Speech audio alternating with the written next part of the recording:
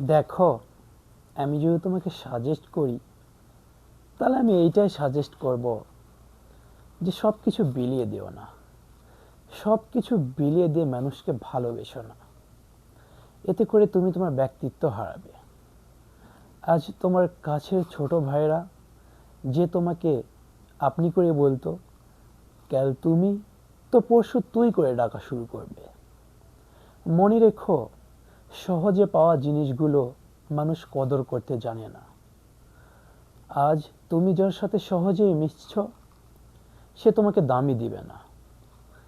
এই জামানার মানুষ যেটা সহজে মিলে না, সেটাকে বেশি কদর করতে জানে।